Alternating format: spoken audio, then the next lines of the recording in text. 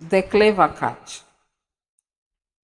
Once upon a time, there was an old man who lived with his son in a small hut on the edge of the plain. He was very old and had worked very hard. And when at last he was struck down by illness, he felt that he should never rise from his bed again.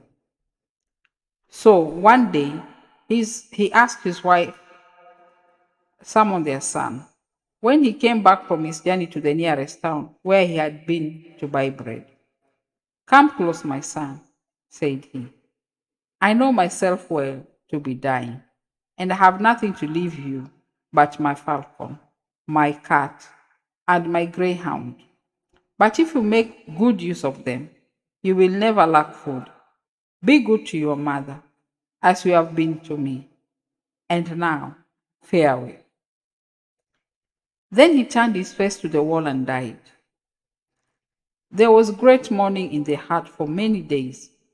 But at length the son rose up, and calling to his greyhound, his cat, and his falcon, he left the house, saying that he would bring back something for dinner.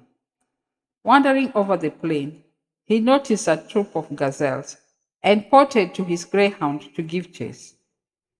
The dog soon brought down a fine fat beast, and slinging it over his shoulder, the young man turned homewards. On the way, however, he passed a pond, and as he approached, a cloud of birds flew into the air. Shaking his wrist, the falcon seated on it darted into the air and swooped down upon the quarry he had marked, which fell dead to the ground. The young man picked it up and put it in his pouch, and then went towards home again. Near the hut was a small barn in which he kept a little patch of corn, which grew close to the garden. Here a rat ran out and almost under his feet, followed by another and another.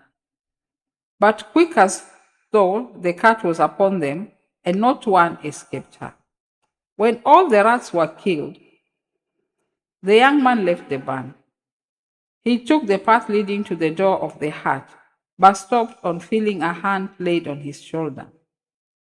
"Young man," said the ogre, for this was the stranger, "you've been a good son, and you deserve the piece of luck which has fallen on you this day.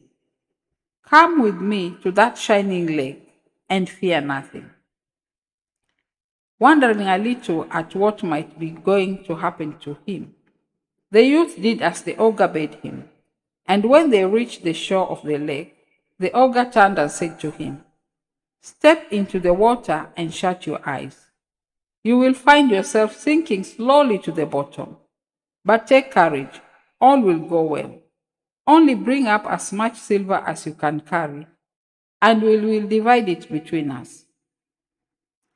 So the young man stepped bravely into the lake and felt himself sinking, till he reached firm ground at last.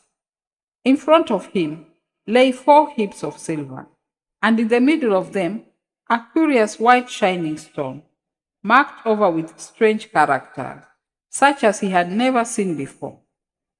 He picked it up in order to examine it more closely, and as he held it, the stone spoke. "As long as you hold me, all your wishes will come true," it said. "But hide me in your turban," and then called to the ogre that you are ready to come up. In a few minutes, the young man stood again by the shores of the lake. "Well, where is the silver?" asked the ogre, who was awaiting him. "Oh, my father, how can I tell you? So bewildered was I, and so dazzled with the splendors of everything I saw, that I stood like a statue, unable to move. Then, hearing steps approaching, I got frightened and called to you, as you know." "You are no better than the rest," cried the ogre, and turned away in a rage. When he was out of sight, the young man took the stone from his turban and looked at it. "I want the finest garment that can be found, and the most splendid garment," said he. "Shut your eyes then," replied the stone. And he shut them. And when he opened them again, the camel that he had wished for standing before him, while the festival robes of a desert prince hung from his shoulders. Mounting the camel, he whistled the falcon to his wrist, and, followed by his greyhound and his cat, he started homewards. His mother was sewing at her door when this magnificent stranger rode up, and filled with surprise, she bowed low before him. "Don't you know me, mother?" he said with a laugh, and on hearing his voice, the good woman nearly fell to the ground with astonishment. "How have you got that camel and those clothes?" asked she. "Can a son of mine have committed murder in order to possess them?" "Do not be afraid. They are quite honestly come by," answered the youth. "I will explain all by and by. But now you must go to the palace and tell the king I wish to marry his daughter." At these words, the mother thought her son had certainly gone mad, and stared blankly at him. The young man guessed what was in her heart, and replied with a smile, "Fear nothing. Promise all that he asks. It will be fulfilled somehow." So she went to the palace, where she found the king sitting in the hall of justice, listening to the request of his people. The woman waited until all had been heard and the hall was empty, and then went up and knelt before the throne. "My son has sent me to ask for the hand of the princess," she said. The king looked at her and thought that she was mad. But instead of ordering his guards to turn her out, he answered gravely, "Before he can marry the princess, he must build me a palace of ice, which can be warmed by fires, and where the rarest singing birds can live." "It shall be done, your majesty," said she, and got up and left the hall. Her son was anxiously waiting her outside the palace gates, dressed in the clothes that he wore every day. "Well, what have I got to do?" he asked impatiently, drawing his mother aside so that no one could overhear them. "Oh, something quite impossible, and I hope you will put the princess out of your head," she replied. "Well, but what is it?" persisted he. "Nothing but build a palace of ice, wherein fires can burn, that shall keep it so warm that the most delicate singing birds can live in." "I thought it would be something much harder than that," exclaimed the young man. "I will see about it at once." And leaving his mother, he went into the country and took the stone from his turban. "I want a palace of ice that can be warmed with fires and filled with the rarest singing birds." "Shut your eyes then," said the stone. And he shut them. And when he opened them again, there was the palace, more beautiful than anything he could have imagined, the fires throwing a soft pink glow over the ice. "It is fit, even for the princess," thought he to himself. As soon as the king awoke next morning, he ran to the window, and there across the plain, he beheld the palace. "That young man must be a great wizard. He may be useful to me." And when the mother came again to tell him that his orders had been fulfilled, he received her with great honor, and told her to tell her son that the wedding was fixed for the following day. The princess was delighted with her new home, and with her husband also, and several days slipped happily by, spent in discovering all the beautiful things that the palace contained. But at length, the young man grew tired of always staying inside walls, and he told his wife that the next day he must leave her for a few hours and go out hunting. "You will not mind?" he asked, and she answered as became a good wife, "Yes, of course, I shall mind. But I will spend the day in planning out some new dresses, and then it will be so delightful when you come back, you will know." So the husband went off to her, with the falcon on his wrist, and the greyhound and the cat behind him. For the palace was so warm that even the cat did not mind living in it. No sooner had he gone than the ogre, who had been watching his chance for many days, knocked at the door of the palace. I have just returned from a far country, he said, and have some of the largest and most brilliant stones in the world with me. The princess is known to love beautiful things. Perhaps she might like to buy some. Now, the princess had been wondering for many days what trimmings she should put on her dresses, so that they should outshine the dresses of the other ladies at the court balls. Nothing that she thought of seemed good enough. So when the message was brought that the ogre and his wares were below, she at once ordered that he should brought to her chamber. Oh, what beautiful stones he laid before her! What lovely rubies, and what rare pearls! No other lady would have jewels like those. Of that the princess was quite sure. But she cast down her eyes so that the ogre might not see how much she longed for them. I fear they are too costly for me, she said carelessly. And besides, I have hardly need of any more jewelry just now. I have no particular wish to sell them myself, answered the ogre with equal indifference. But I have a necklace of shining stones which was left me by my father, and one, the largest engraved with weird characters, is missing. I have heard that it is in your husband's possession, and if you can get me that stone, you shall have any of these jewels that you choose, but you will have to pretend that you want it for yourself. And above all, do not mention me, for he sets great store by it, and would never part with it to a stranger.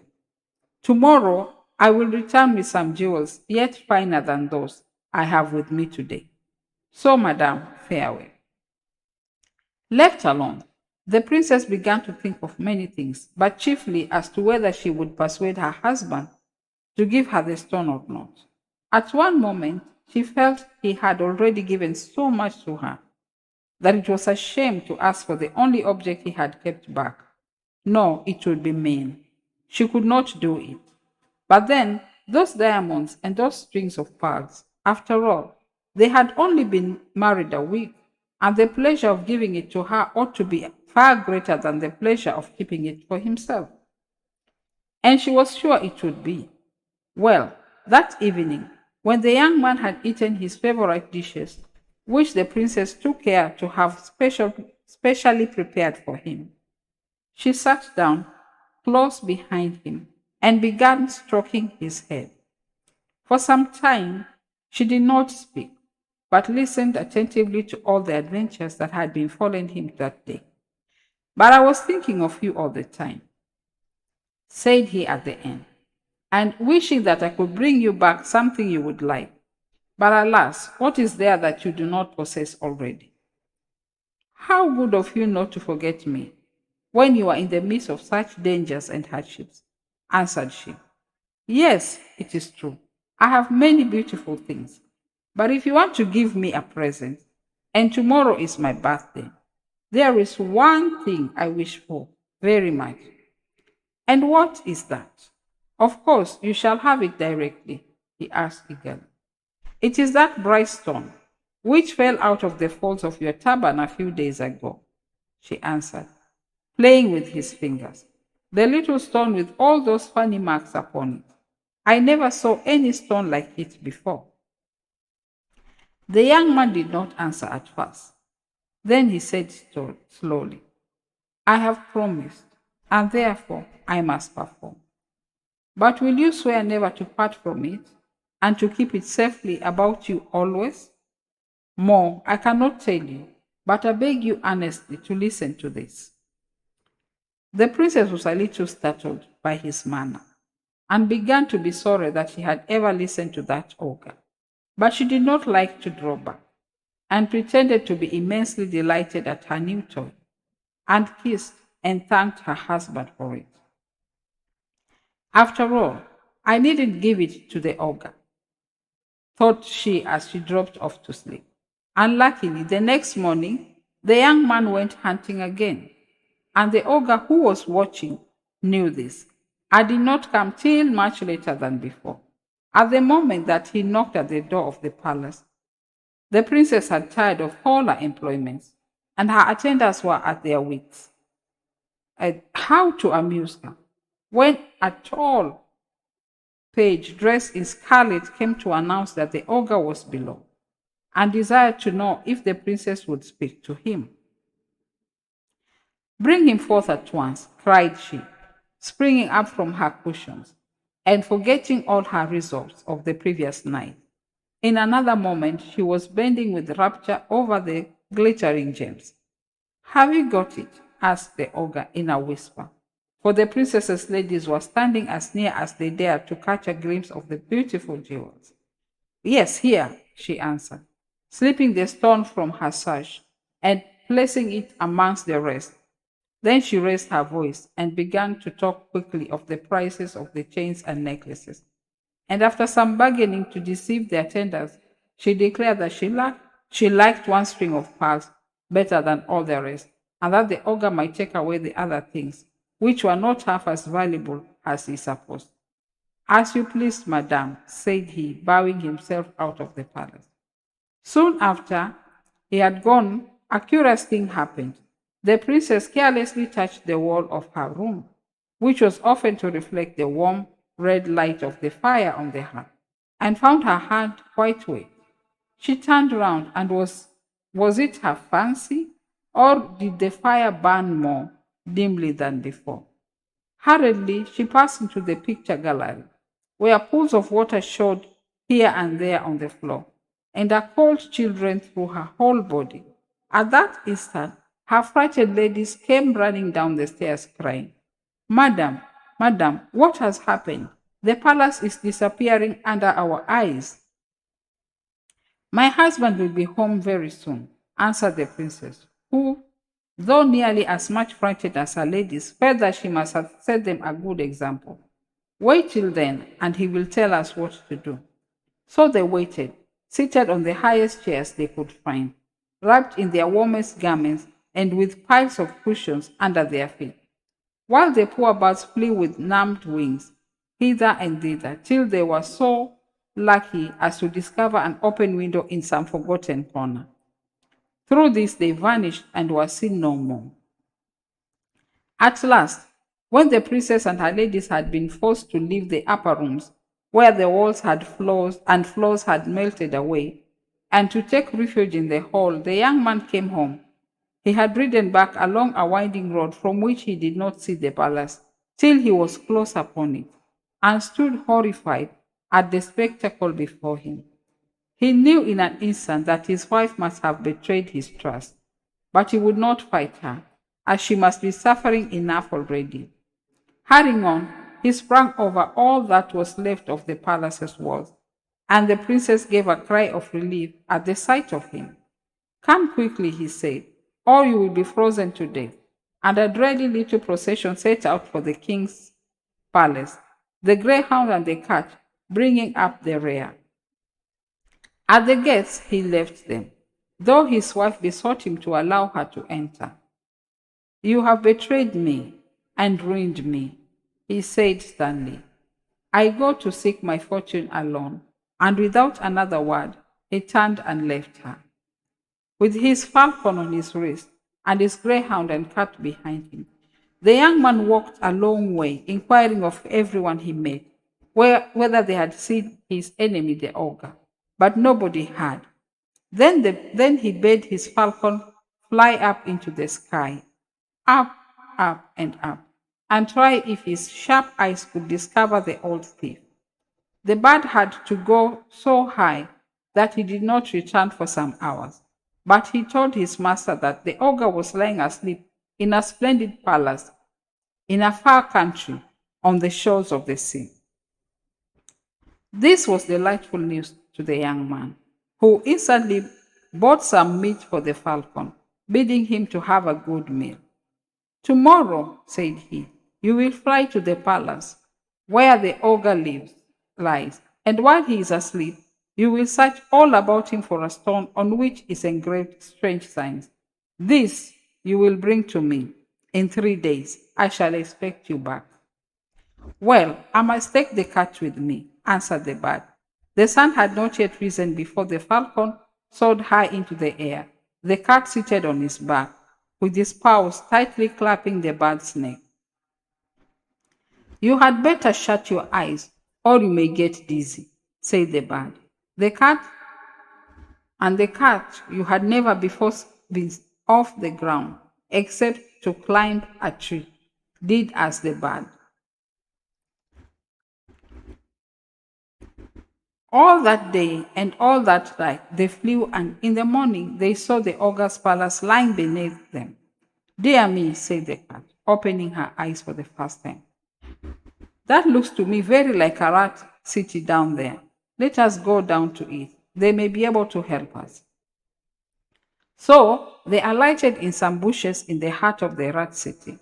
The falcon remained where he was, but the cat lay down outside the principal gate, causing a terrible excitement among the rats.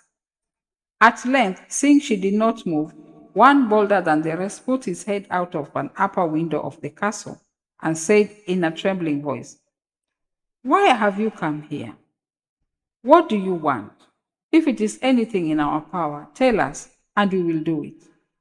If you would have let me speak to you before, I would have told you that I come as a friend, replied the cat, and I shall be greatly obliged if you would send 4 of the strongest and cleverest among you to do me a service. Oh, we shall be delighted, answered the rat, much relieved. But you will inform me what it is you wish them to do. I shall be better able to judge who is most fitted for the post. I thank you, said the cat. Well, what they have to do is this. Tonight, they must burrow under the walls of the castle and go up to the room where an ogre lies asleep. Somewhere about him, he has hidden a stone on which are engraved strange signs. When they have found it, they must take it from him without his waking and bring it to me. Your orders shall be obeyed, replied the rat, and he went out to give his instructions.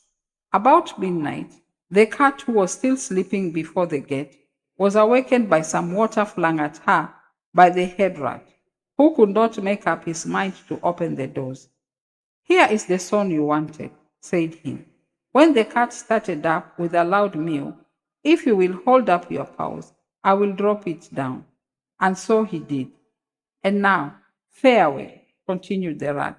You have a long way to go, and will do well to start before daybreak. Your counsel is good, replied the cat, smiling to itself. And putting the stone in her mouth, she went off to seek the falcon. Now, all this time, neither the cat nor the falcon had had any food, and the falcon soon got tired carrying such a heavy burden. When night arrived, he declared he could go no further, but would spend it on the bank of a river. And it is my time to take care of the stone, said he, or it will seem as if you had done everything and I nothing. No, I got it, and I will keep it, answered the cat, who was tired and cross, and they began a fine quarrel. But unluckily, in the midst of it, the cat raised up voice, and the stone fell into the ear of a big fish, which happened to be swimming by. And though both the cat and the falcon sprang into the water after it, they were too late. Half drowned and more than half choked, the 2 faithful servants scrambled back to the land again. The falcon flew to a tree and spread his wings in the sun to dry. But the cat, after giving herself a good shake, began to scratch up the sandy bank and to throw the bits into the stream. What are you doing that for? Asked a little fish. Do you know that you are making the water quite muddy? That does not matter at all to me, answered the cat. I'm going to fill up all the river so that the fishes may die. That is very unkind, as we have never done you any harm, replied the fish. Why are you so angry with us? Because one of you has got a stone of mine, a stone with a strange signs upon it, which dropped into the water. If you will promise to get it back for me, why, perhaps I will leave your river alone. I will certainly try, answered the fish in a great hurry. But you must have a little patience, as it may not be an easy task. In an instant, his scales might be seen flashing quickly along. The fish swam as fast as he could to the sea, which was not a far distant, and calling together all his relations who lived in the neighborhood, he told them of the terrible danger which threatened the dwellers in the river. None of us has got it, said the fishes, shaking their head. But in the bay yonder there is a tuna who, although he is so old, always goes everywhere. He will be able to tell you about it if anyone can. So the little fish swam off to the tuna and again related his story. Why, I was up that river only a few hours ago, cried the tuna, and I was coming back. Something fell into my ear, and there it is still, for I went to sleep when I got home and forgot all about it. Perhaps it may be what you want. And stretching up his tail, he whisked out the stone. Oh, yes, I think that must be it, said the fish with joy. And taking the stone in his mouth, he carried it to the place where the cat was, waiting for him.